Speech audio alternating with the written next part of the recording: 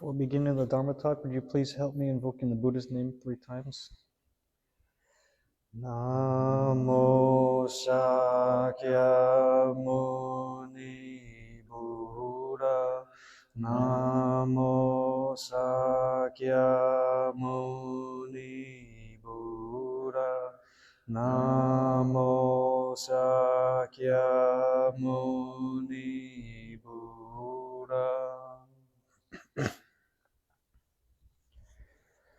Good afternoon, everyone. Thank you for coming in. And thank you if you made it to the meditation class. Yesterday I heard from Leon. It was really great. So I'll be taking over again for Quang until he comes back. He'll be back not next Sunday, but the Sunday after that. So then we'll continue with the Dhammapada and go to the next verse. This is verse 79 in chapter 6, which is the wise. So as before, I'll say the verse, go over the story, and then give my commentary on the verse. So this verse goes, "The one who drinks Dhamma lives well. With a clear mind, the Dharma that is made known by the noble ones, the wise always delight in." So I find that kind of a tongue twister, so I'll say it again. The one who drinks Dharma lives well. With a clear mind, the Dharma that is made known by the noble ones, the wise always delight in. So I'll go into the story of this verse. If you've been to the sutra study classes, then you've heard this story before. This kind of goes over the story of Mahakaffina, which he will be, well, he's a soon-to-be arhat, but I have a little more information about the story this time. So we'll go into like the backstory of how he came to be. And then we'll ultimately get to the story I gave in the sutra class, and then the reason why this verse was given. So the backstory of Mahakaffina goes back many kalpas ago to where he was living in the time of a different Buddha. This Buddha's name was Padumuttara, Buddha Padumuttara. And at this time, there was 1,000 Prateka Buddhas living in the forest nearby where that Buddha was staying. And during the rains seasons, these Buddhas or Prateka Buddhas would come down from the forest to go live in a more civilized area, because as the rains would come down in the forest, made it kind of inhabitable, to where there's a bunch of snakes, there was flooding, a bunch of creatures, and it was just overall not very wholesome environment to be in. So they would come down to the city to be in a more civilized place to where they could seek protection from the rain. And for clarification, a Prateka Buddha is someone that is an enlightened being, but they were enlightened without the need of a teacher. So they kind of came to their own enlightenment. To where Shakyamuni Buddha was a Prateka Buddha because he didn't have a teacher, but he became the Buddha when he made the choice to start teaching people. So Prateka Buddhas are more just enlightened beings that don't teach. They're more recluses. So as these Prateka Buddhas came down to the kingdom, they had asked the king there, they said, "Can we stay in the kingdom here while the rains are happening?" And the king had said, "Yeah, I'd love for you guys to stay, but I have my whole kingdom being prepared for what's called the Plow Festival." And this was a big festival they would have back in the day in India. And he needed many days to set up for it and thus take it down. He didn't want these Prateka Buddhas taking up a bunch of space in the kingdom. So he said, after the festival, you can come live at the kingdom for the duration of the rains.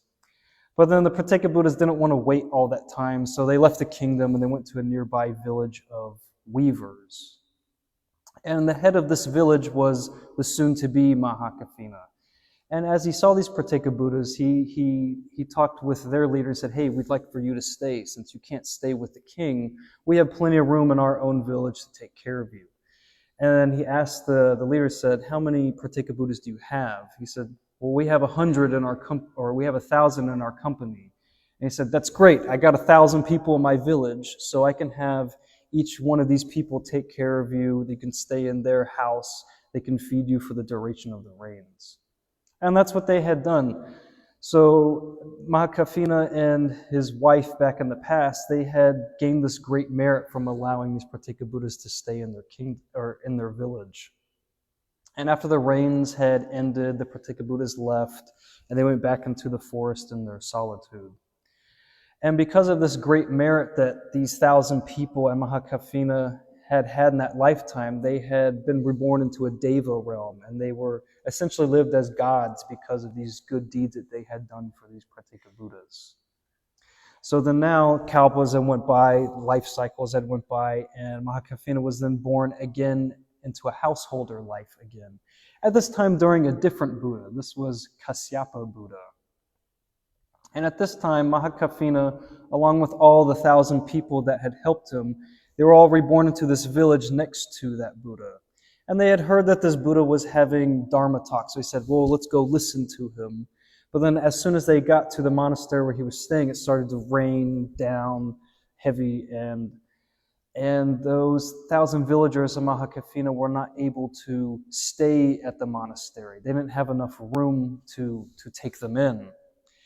And the reason why they had thought this is because they didn't really have a great relationship with those monastics at the time. And because they were so intent on learning the Dharma, so intent from learning from these monastics, they said, well, why don't we build them a second monastery so we can show our appreciation for them and thus deepen our relationship with this monastic Sangha. So Mahakafina and 1,000 of his people, they had collected the money, collected the materials to build a second monastery. And when the second monastery was built, they held a big festival to pretty much celebrate all the work that they had done. And at that festival, they had then again gifted all these monastics there with new robes. They had spent all the time creating them and then gifted them to them, thus creating more merit.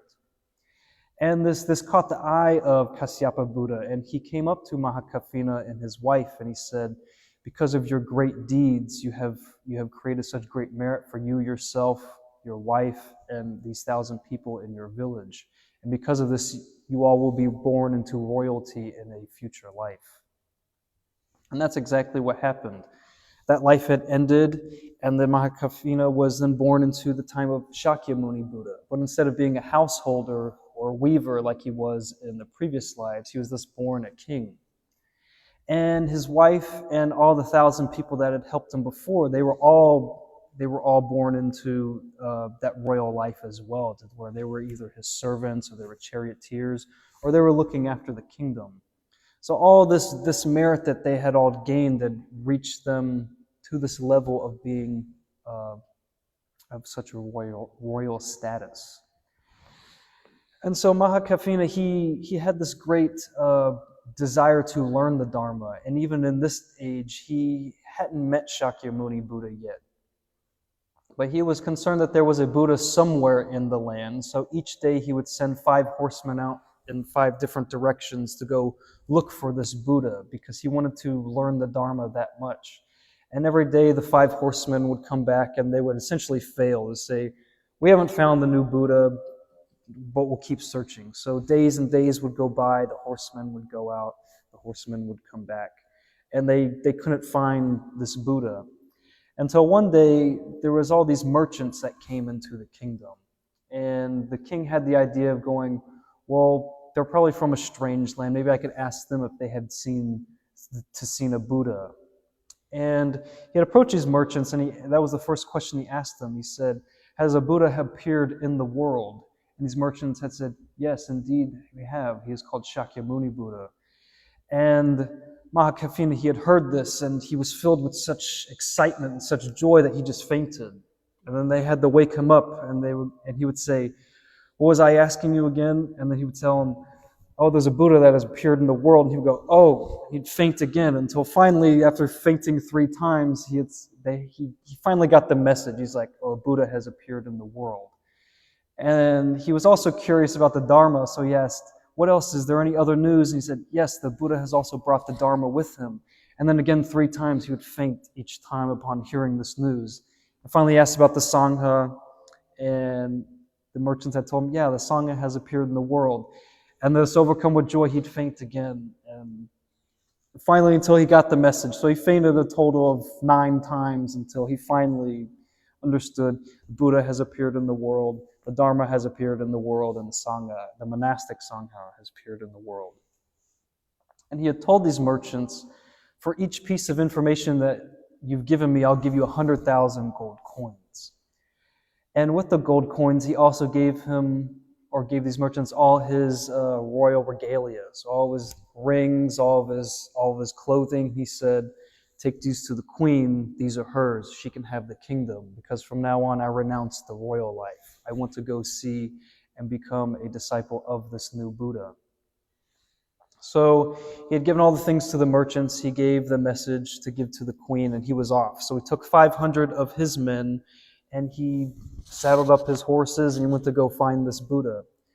Well, I should say, the merchants had told him he was saying Shavasti, to where we've heard that town a lot. It's typically where the Buddha was staying.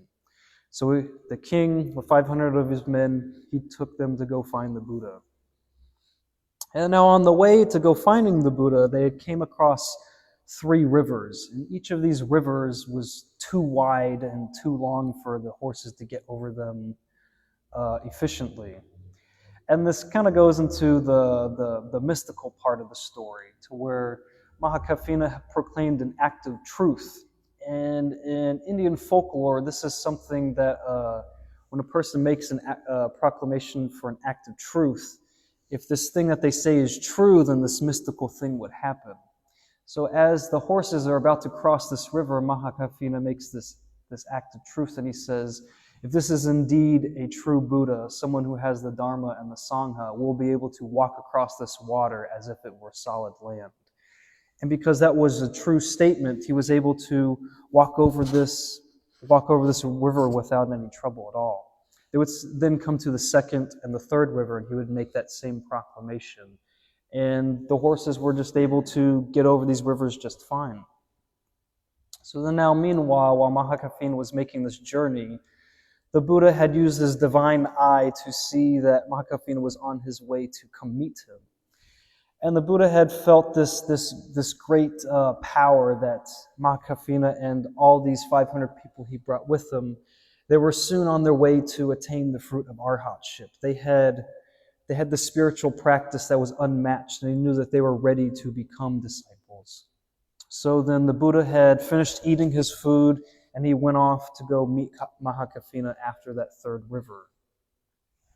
And so as Mahakafina crossed that third river, they then had met the Buddha, and upon seeing the Buddha, he emitted these rays of light, and this just filled all the men with great joy, and they immediately prostrated before the Buddha.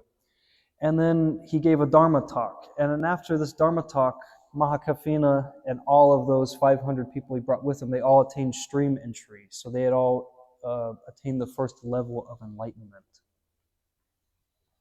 So then, meanwhile, while all this is happening, we have the merchants back at the kingdom, and they go talk with the wife and the queen at that time, and they say, we have a message for you. The king has renounced his position of royalty, and he's giving the whole kingdom to you. And she goes, why is this? What caused the king to leave his position? And these merchants had told the queen, Buddha has appeared in the world, the Dharma has appeared in the world, and the monastic Sangha has appeared in the world. And just like the king, she fainted 9 times upon hearing this, because she too, through all these lifetimes, she was so invested in learning the Dharma and learning what she could from the Buddha that this was something that she wanted to do as well. To where she then makes this statement, which I find very interesting. She says, I'm renouncing the world because why would I want the kingdom? And she relates it to a man who had just spit out all his saliva on the floor, and she relates it to that. And goes, if the king had spit out all this saliva, why would I go and pick that up and claim it for my own? To where she's seeing that ruling this kingdom is kind of a waste of time. This is not helping her in her own development. So she herself, she renounces the royal life and takes with her the other 500 people from all the previous lifetimes, and they go meet the Buddha. And she had done the same with what the king had done. She came across these 3 rivers and made that same act of truth and made that proclamation, and then those rivers were essentially turned to stone, and all the 500 women that she had brought with them, were able to cross the river without any problem. Until finally she got to the third river, and the Buddha had realized that she was coming with all of her people, and he thus made all the men there invisible. And he did this for the reason that he didn't want to confuse any of these women by seeing their husbands at this time, because they had already been ordained in the time that they had been traveling. They all shaved their heads, they all had robed up, and so it would be very confusing to see the sight of all these monks here. So then upon the Buddha meeting these women, they all prostrated before him, and he then gave a Dharma talk to them. And after hearing that Dharma talk, they all attained the first level enlightenment like all the men did. But as the men here are invisible listening to this Dharma talk, they all become arhats, because it was just such a great talk. They learned so much from him. And thus you had these 500 arhats and these 500 stream enterers, and they all ordained under the Buddha. And having done that, they all went back with him to his monastery in Shravasti. So now we get to where this verse is about to be spoken. So the Mahakafina, in his monastic life, he would go about the monastery proclaiming this phrase. He would utter this thing night and day. He would go, "Oh happiness, oh happiness." And this confused a lot of the monks there, and they were concerned that he was reminiscing about his past life as a royal. And they were concerned that he was remembering all the things he had in his past life, all the things like the kingdom and all the servants he had, and they thought that his mind was back there and not in the present. So they went to the Buddha, and they said that Mahakafina, he keeps uttering this phrase, "Oh happiness, oh happiness." And we're concerned that he's reminiscing about his previous life as a king. And the Buddha had called Mahakafina for a meeting, and he said, "Is this true? Are you reminiscing about your past life as a royal?" And it's at this time that Mahakafina, he tells the Buddha, he says, "Venerable Sir, the fortunate one himself knows whether or not I am uttering exalted utterances regarding happiness of that kind." And to this, the Buddha knew exactly what he was talking about. And he then tells all these monks, what Mahakafina is uttering is not in relation to his past life as a king. What he is talking about is the happiness of the deathless nirvana. He has seen what it is like to experience true nirvana. Because he has drinking this dharma, he is able to breathe forth these utterances of joy. He lives in complete bliss. And it has nothing to do with his past life as a king. It has to do because he has seen what it's like to experience nirvana. And thus that is where the Buddha then tells this verse to all the monks. And then for the final time, I'll repeat that. It is, "The one who drinks in the Dharma lives well. With a clear mind, the Dharma that is made known by the noble ones, the wise always delights in." So that's the long story of this verse. And I'll go over into my commentary of it, but it doesn't necessarily have to do with the verse itself. It has to do with why the king and queen decided to leave the life. Before that, I'll go into some other things. So there was quite a buildup that led Mahakafina to make this decision to renounce this royal life. And it's because in each one of his previous lives, he had this affinity for learning the Dharma. He was always interested in finding the Buddha of his time. And even though he gained all this merit and was born into better and better lives until eventually he was a king, he could have had anything he wanted as a king. And just with the snap of his fingers, he could make anything happen in this kingdom. He could make his true vision of the world come true. He can make everything he wanted really just come true. But then it seems it really wasn't enough for him, and that being a king requires a lot of control. You have a whole kingdom to run, and it seems to me it was this idea of control that really bothered him, because it kind of goes against the will of the people, to where we talked before, you can't make anyone do anything. You can impose your rule on people to try to orchestrate this vision that you want, but ultimately that leads to a whole bunch of struggle, and the results that you want typically won't happen. And it must have been the king had saw this, and being a king and ruling over all his surroundings would not really bring him true happiness. And it wasn't just him that saw this. We can see that with the story of Shakyamuni Buddha too. As I said last time, he was a prince himself, and he had saw that even in his own rulership, he couldn't make the sufferings of life go away.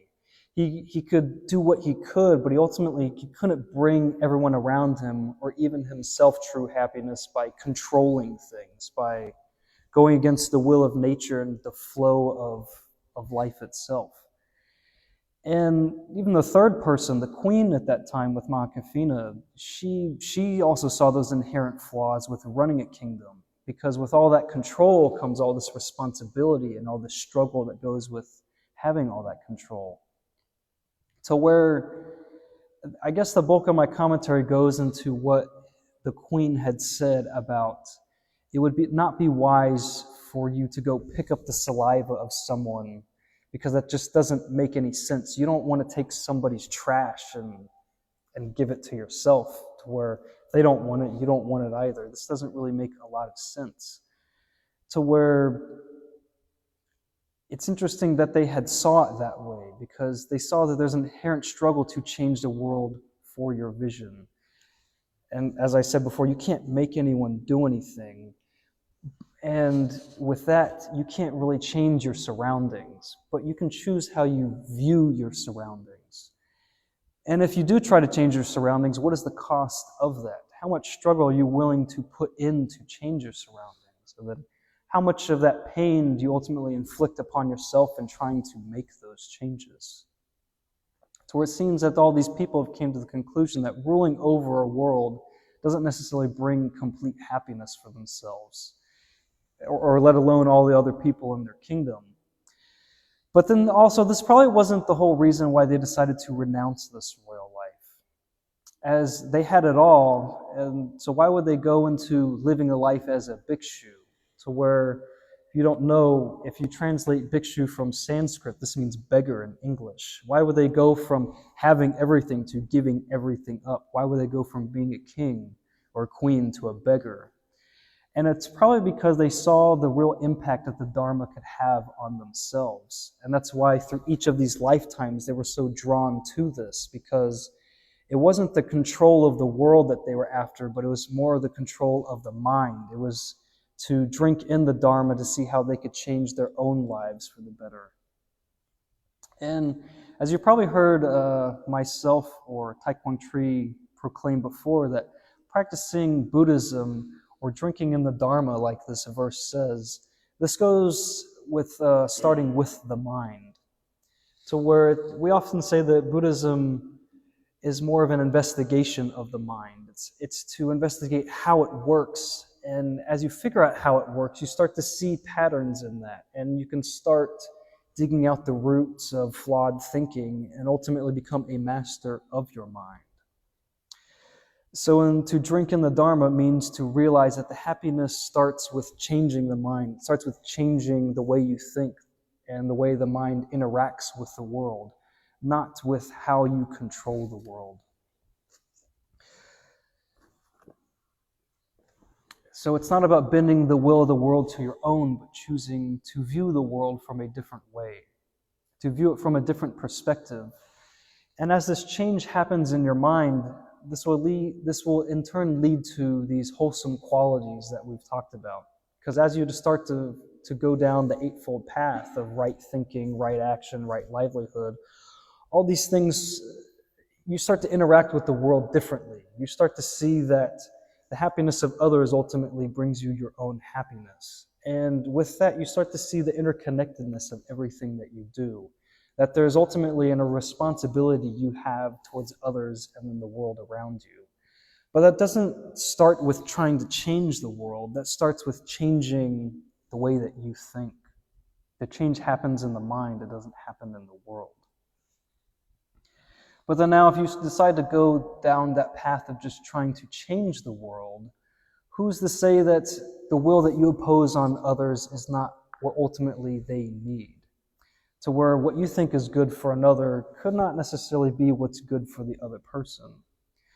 And that's why Buddhism isn't necessarily concerned with the world. It's concerned with how you think. It's concerned with the way the mind works. So once you've tamed the mind, you can use the insight that you've gained to help others. And thus, as you help others, it's this sort of cascading effect where you start to lead to these wholesome actions. Those wholesome actions lead to those other people creating wholesome actions. And thus, the change in the world happens because of that. It doesn't happen with you just going out changing everything to your will. It starts within. And then those changes naturally occur. So it all starts in the mind, to where gold, all these riches, all this fame, and ultimately control of the environment, this doesn't bring happiness. What ultimately will bring that happiness is working with the mind and seeing how it thinks and how you can change your view to see the world that you want to see it. Or I guess I should say, more working with the world and how it is, not in the way that you want to see it, because that's imposing your own will upon the world. So then now I'll kind of I'll drive this whole point home of this whole idea of control. And it goes along with this story that I really like. It's maybe you've heard it before, like in a Buddhism 101 class. It goes about shoes. And the story goes is that a long time ago there was this kingdom, and they had very nasty terrain where they had jagged rocks everywhere, they had sticker bushes everywhere. And as the people would go and traverse across the kingdom, they would all hurt their feet, step on these sharp rocks, they would get stickers stuck on their feet, and ultimately cause a lot of harm to themselves because of the environment around them. And because of this, the king had saw, I need to help my people out with this. So he called everyone for a meeting and to decide what to do about the world around them. How do we stop our feet from hurting so bad? So where the king had said, I think the best way is to take all the livestock we have, slaughter all of them, and then use their hides as carpet, essentially for the world. We'll take all the cows and essentially carpet this entire world to where wherever you walk, your feet will be safe. You won't hurt at all. You won't stub your toes. You won't get splinters. You'll be safe everywhere you walk. But then one of the advisors had heard this idea, and he came up with something a little better. He said, I see your point, king, about not wanting to hurt your feet, but instead of slaughtering all the livestock, why don't we just take a few of them and use the little hide that we have to, instead of carpeting the whole world, we can carpet our feet instead. To where that takes a whole lot less killing, takes a whole lot less suffering, instead of having all this hide to cover the world. You only need like this much, just enough to cover your feet. And this idea really intrigued the king. He said this is the right way to go. So instead of slaughtering all the livestock, they only took a few to make shoes. Essentially, they put on shoes to keep from their feet from hurting. So they could go across anywhere they wanted in the kingdom. There was no rock, there was no sticker, there was no rough terrain to impede them. They could do as they pleased because they decided to make shoes instead of covering the whole world with carpet. And then essentially, this is kind of what Buddhism is pointing to. This is what practicing Buddhism, this is what drinking in the Dharma is ultimately leading to. It's kind of what our whole practice is about. Instead of trying to carpet the whole world, you can essentially put on shoes. Instead of trying to change everything in the world so you'll make yourself comfortable and make everyone else comfortable, you can decide to change how you view the world. You can change the way the mind interacts with the world.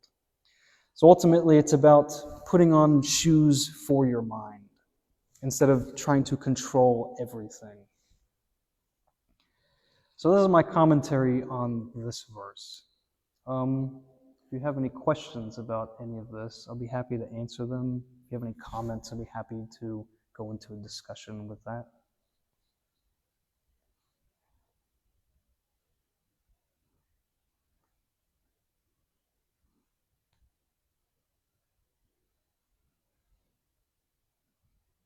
It wasn't necessarily about the verse. It was about that one comment about control, that maybe it's not control of the world that we're after, but more control of the mind. This is what leads to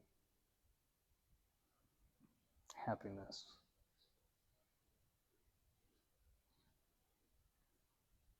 So Dharma is more than just it's a broad concept. It's not just hearing the Dharma talk. It's encompassing. I've heard it used in this fashion before, and it was kind of confusing to me. So it's a, I don't know.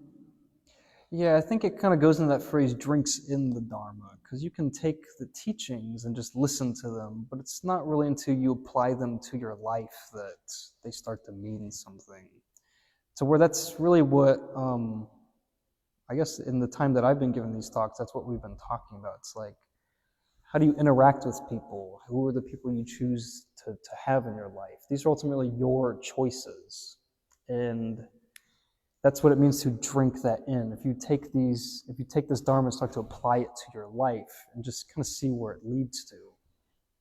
That's the way that I would take in drinks in the Dharma. Yeah, Dhamma literally meaning one particular philosophy. It could be Christianity, or it could be Buddhism. So in this case, I think we are speaking of Buddhism. That lives in Buddhism well, a clear mind. So yeah, and that is known by the noble ones. So any philosophy, any religion, not we call religion, but at the time like a philosophy, somebody calling Buddhism. So this means any philosophy is good, but as long as we follow it, to the principle that philosophy is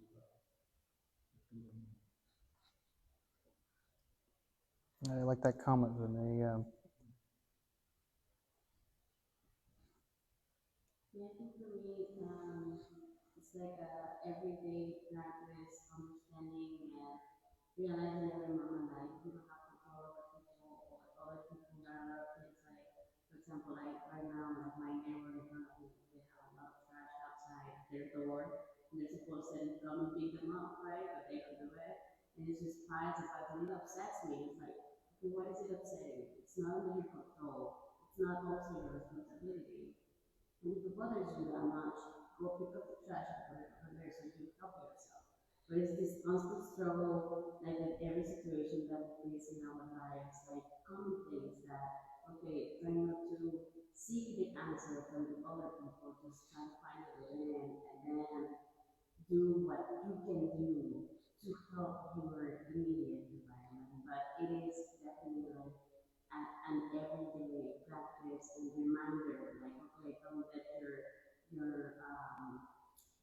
the environment to affect you. Always try to come back to yourself. And I feel like that to me, that's what it means to bring the Dharma, right? To make it like your own and just to put on your own shoes. But Yeah. it's hard. No, that's exactly true. To where you can only do so much. Like you said, you can go out and pick up the trash. You can't make anyone pick up their own trash, but you can realize that that's something that you want to see. And so ultimately what you're in control of is your own thoughts and actions. So if you see something in the world, you can go out and change it. But you can't make anyone else do those changes. Yes, Leon. This comes down to the not expecting things to be other than the way they really are, right? So that was a great example because, every time in your driveway you get caught in that anger of the trash. And it is a struggle because ultimately their trash that's the reality. So then you think, well, do I pick their trash up? And you think, well, then they're going to think I'm jabbing and doing something to them. Like you get caught up in all of that. So I just keep coming back to that thought of seeing life as it really is instead of how we want it to be. Yeah, I think that kind of goes into what I was trying to get with ruling. Like, yeah, you can try to control things, but at what cost does that have on you?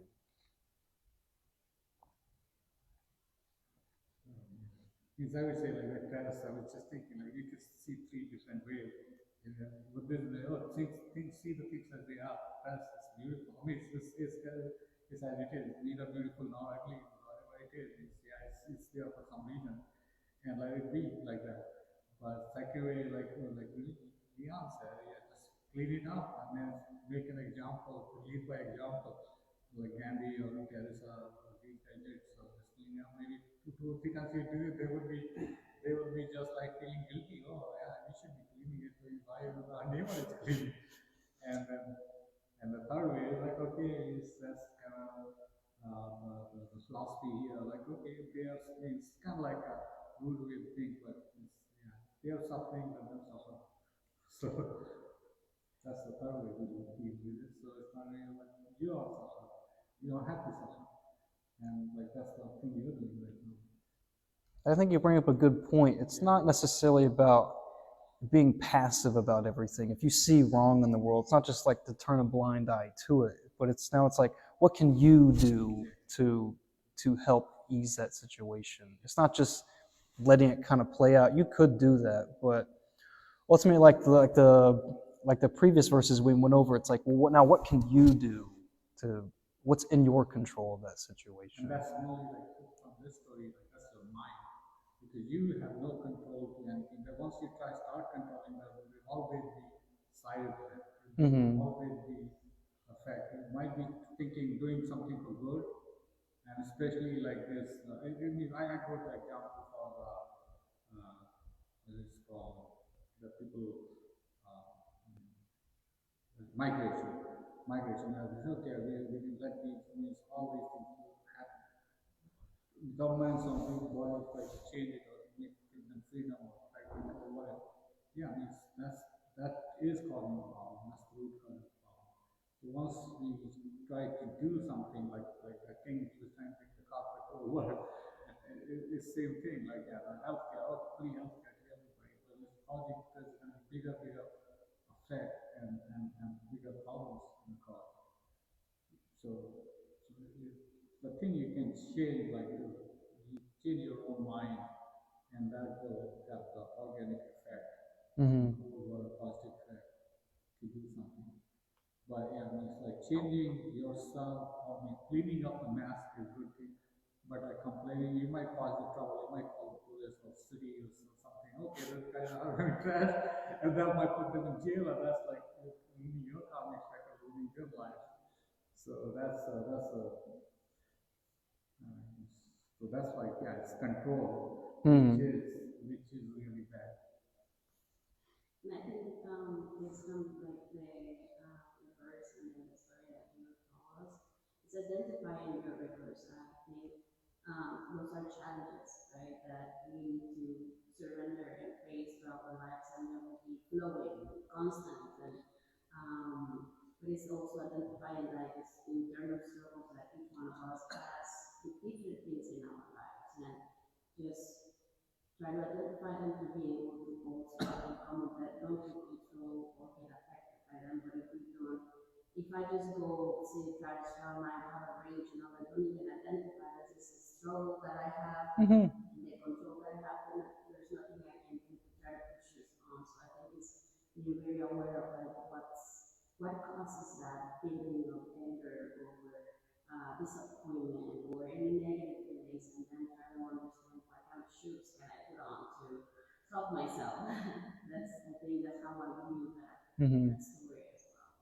Yeah, what you said kind of reminds me of another verse by Thich Nhat Hanh. I remember reading. He said, "If there's something that you can do about a situation, you do it. There's nothing, so you don't need to be upset about it. But if there's nothing that you can do about a situation, that's it. So don't be upset about it." So either way, in a situation, there's no reason to be upset because you can either do something, and then that will make you not upset, or there's really nothing you can do, and because you can't do anything, you shouldn't be upset either way. Yeah. A lot of times there is reason, like we just see, oh, there's a traffic and we think that's so bad. But there might be reasoning behind it. There might be they are suffering from like disease, or they might have cancer, their kids are like they have school time, something conflict, which they can't clean it up by that day, or they might have somebody died in their home. We don't know what's going on there. So like a lot of times happens somebody like Master Kwanti gives the example of a traffic. And he said, oh, somebody is driving too fast and like they have some emergency going on. We don't know what this guy is cutting me off. but they might be having somebody's wife pregnant and this cow, somebody dying, somebody. So this emergency, we don't know what's going on unless we are happy. We would talk to them. Oh, say, are you okay? Everything okay? So we have family family talk to them and then find out what was the root cause. Maybe there's a valid reason behind it. It's not like always like they are trying to make you suffer. Yes. Yeah, unavoidable. You never know what's going on in somebody else's life. Yeah, so instead of making the story of letting the mind wandering around, we have to go find out. So either clean it up or how are you doing? And my neighbor, and can I help you? Can I? My neighbor is really good actually. He picks up my trash can and put them. So he just always. So he doesn't never ask me. He just picks up my recycle bin, puts wherever they belong. Okay. Great.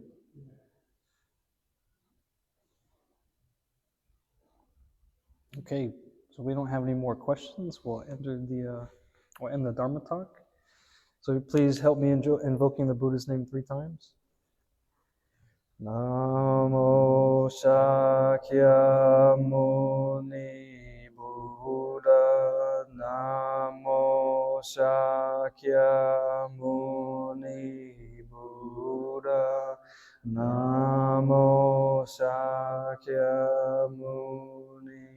Buddha. Right, positive karmic action we have acquired here. We share the merit with all sentient beings so they can attain full enlightenment. Namo Shakyamuni Buddha.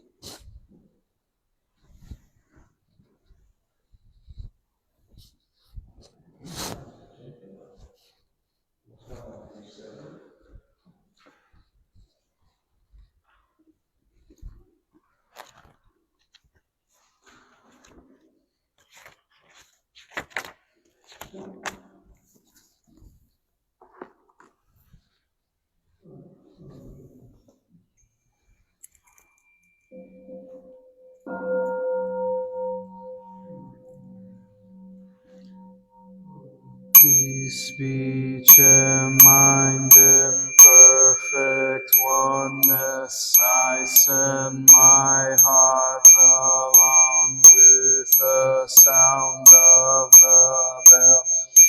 The hearers awaken from forgetfulness and transcend all anxiety and sorrow. Listen, listen, this wonderful sound brings me back to my true home. Gratitude we offer this incense to all Buddhas and Bodhisattvas throughout space and time. May it be fragrant as earth herself, reflecting our careful efforts. Wholehearted mindfulness and the fruit of understanding slowly ripening.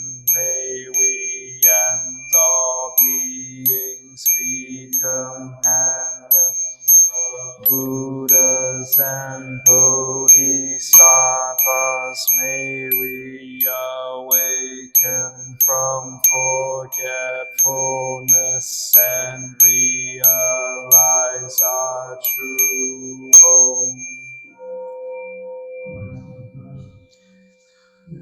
Incense in the censer now is burning, all the Dharma realm in every place, auspicious clouds appearing, sincere intention, thus fulfilling as all Buddhas now show their perfect body. Homage to the incense cloud canopy, Bodhisattva and great Bodhisattvas. Homage to the eternally abiding Buddhas, the supreme Dharma and sagely Sangha, wealth the Dharma realm and the realm of empty space and 3 periods of time.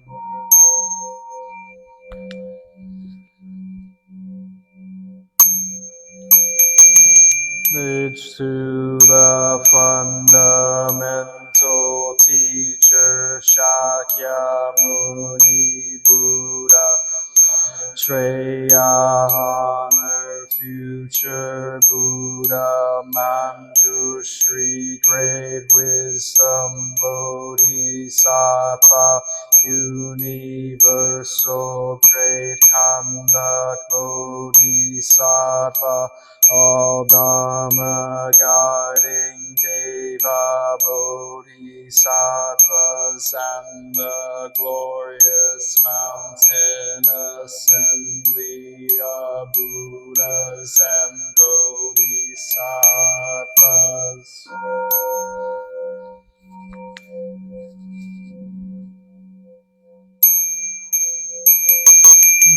Homage to Amitabha Buddha in the land of ultimate bliss, Avalokiteshvara, great compassion Bodhisattva, great strength Bodhisattva, earth store great vow Bodhisattva, and the assembly of great pure sea like Bodhisattvas.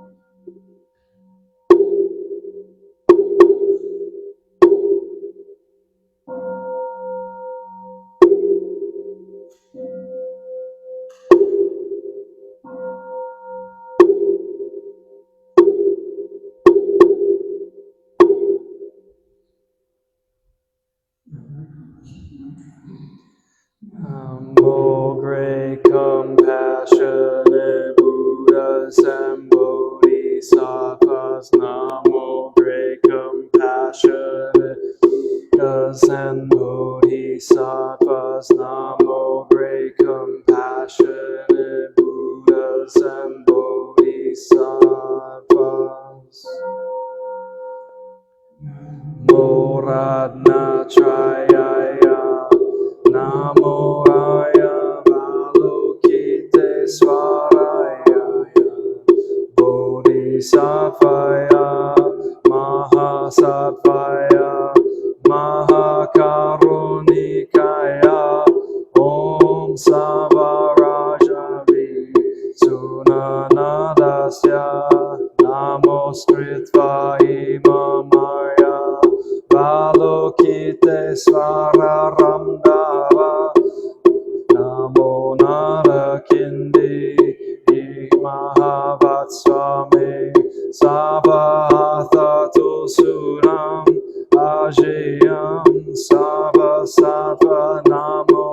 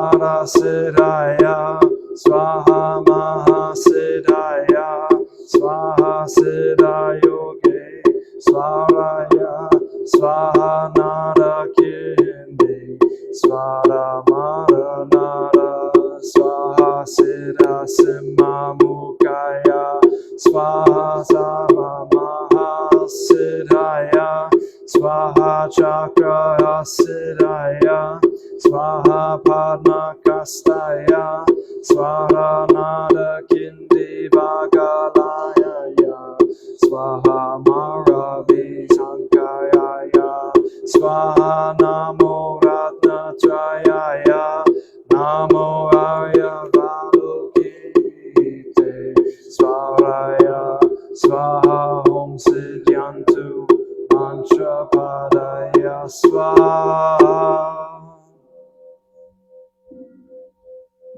Dhammapada is bringing morning light and concentration. My heart is at peace. Half smile is born on my lips. This is a new day, and I vow to go through it in mindfulness.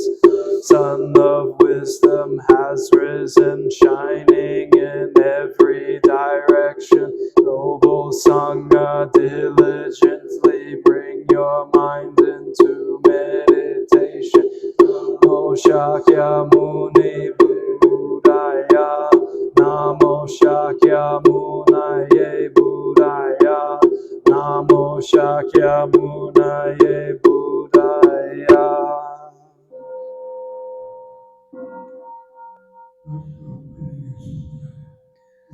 Unsurpassed, profound, and wonderful Dharma is difficult to encounter in hundreds of millions of eons. See and hear it, receive and uphold it, and I vow to fathom the Tathagata's true meaning. Namo Shakya Muni Buddha, Namo Shakya Muni Buddha, Namo Shakya Muni Buddha.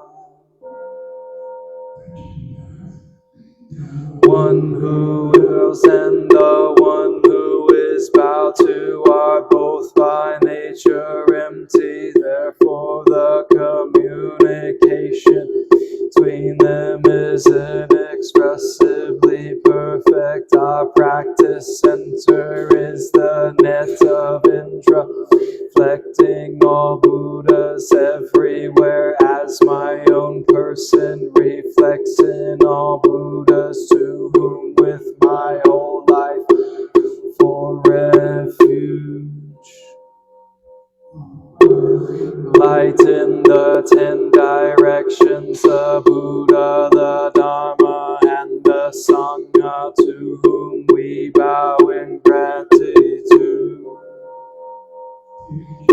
And living the way of awareness in the very midst of suffering and confusion. Shakya Muni Buddha, awakened one, to whom we bow in gratitude.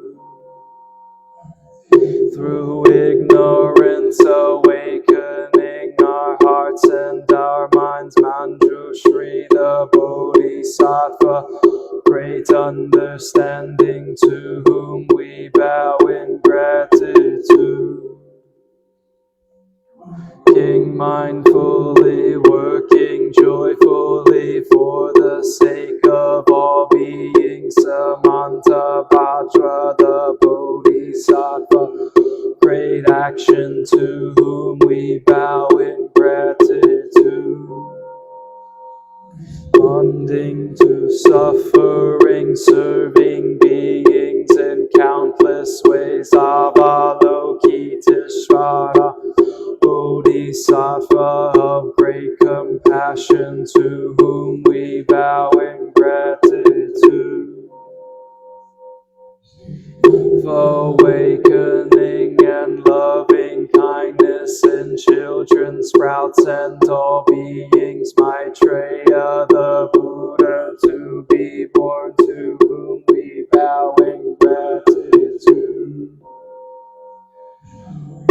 the way fearlessly and compassionately, the stream of all our ancestral teachers to whom we bow in gratitude.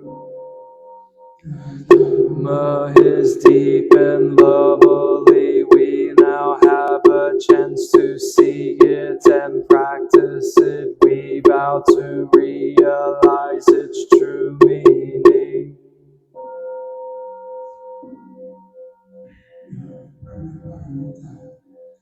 Bodhisattva Avalokita, while moving in the deep course of Prajna Paramita, shed light on the five skandhas and found them equally empty.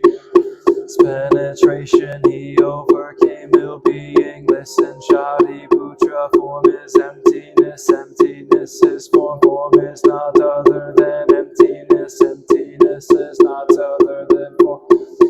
True with feelings, perceptions, mental formations, and consciousness. Listen, Shariputra, all dharmas are marked with emptiness. They are neither produced nor destroyed, defiled nor immaculate, neither increasing nor decreasing. Therefore, in emptiness there is neither form nor feelings, nor perceptions, nor mental formations. No eye or ear or nose or tongue or body or mind, no form, no sound, no smell, no taste, no touch, no object of mind, no realms of elements, no interdependent origins, and no extinction of them. Being, no cause of ill-being, no end of ill-being, and no path, no understanding, no attainment, because there is no attainment. The Bodhisattvas grounded in Dhammapada, obstacles for their minds, having no obstacles, they overcome fear, liberating themselves forever from illusion and realizing perfect nirvana. Buddhas in the past, present, and future arrive at Anagarika, Samyak Sambodhi. One should know that perfect understanding is the highest mantra, the unequaled mantra, the destroyer of ill-being, the incorruptible truth. The mantra of Paramita should therefore be proclaimed. Gate, gate, pada, gate, pada, samgate, bodhisvaha, gate, gate, pada, gate, samgate, bodhisvaha, gate, gate, pada, gate, pada, samgate, bodhisvaha.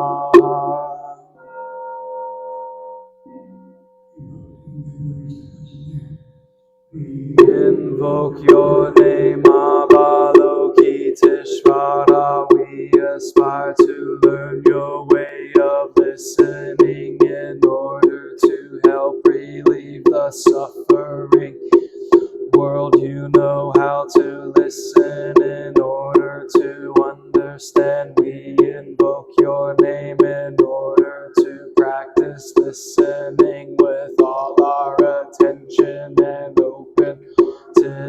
We will sit and listen without any prejudice. We will sit and listen, judging or reacting. We will sit and listen with order to understand. We will sit and listen so attentively that we will be able to hear what the other person is saying. So what is being left unsaid? We know that just by listening deeply, we already alleviate a great deal of suffering in the other person. Your name, Manjushri, we aspire to learn your way, which is to be still and to look deeply into the heart of things and into the hearts of people. Look with all our attention and open-heartedness. We will look with unprejudiced eyes. We will look without judging or reacting. We will look deeply so that we will be able to see and understand the suffering through the impermanent and selfless nature of all that is. We will practice your way of using the sword of suffering, thus freeing ourselves and other species. Your name Samantabhadra, we aspire to practice your vow to act with the eyes and heart of compassion. Joy to one person in the morning and to ease the pain of one person in the afternoon. We know that the happiness of others own happiness, and we aspire to practice joy on the path of service. We know that every word, every look, every action, and every smile can bring this to others. We know that if we practice wholeheartedly, we ourselves may become an inexhaustible source of joy for our loved ones and species.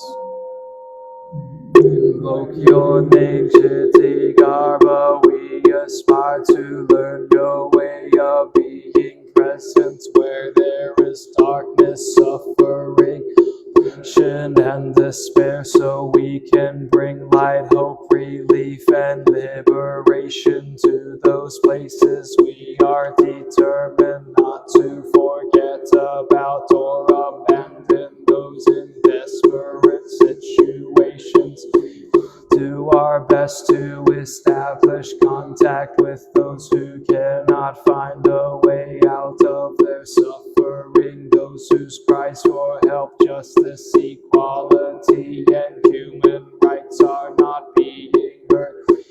That hell can be found in many places on earth. We will do our best not to contribute to creating more hells on earth and to transform the hells already exist. We will practice in order to realize the qualities of perseverance and stability, so that like the earth we can always be supportive and faithful to those in need.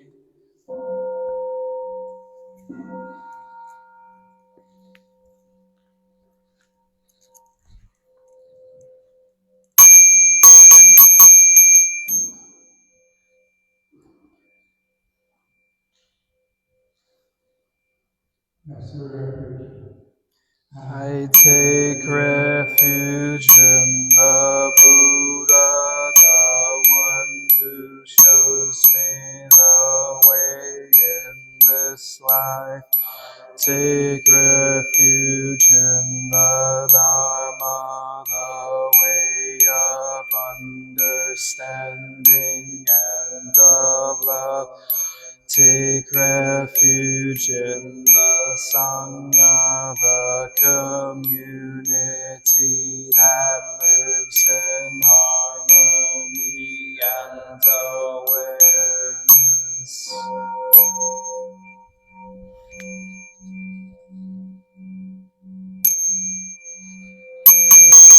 In the refuge of Buddha, I clearly see the path of light and beauty in the world.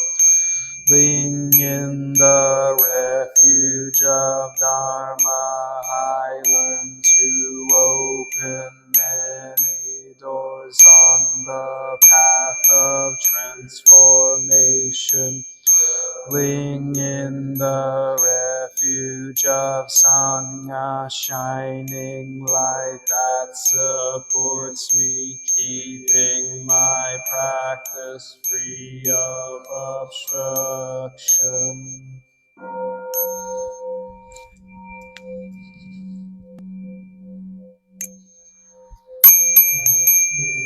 Refuge in the Buddha, in myself I aspire to help all people recognize their own awakened nature, realizing the mind of love, taking refuge in the Dharma, myself, I aspire to help all people fully master the ways of practice, walk together on the path of liberation, taking refuge in the Sangha, in myself.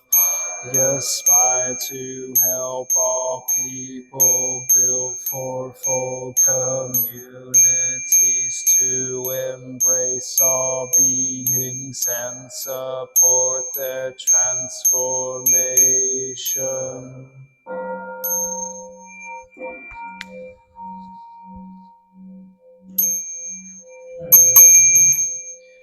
Reciting the sutras, practicing the way of awareness gives rise to benefits without limits. We vow to share the fruits with all beings.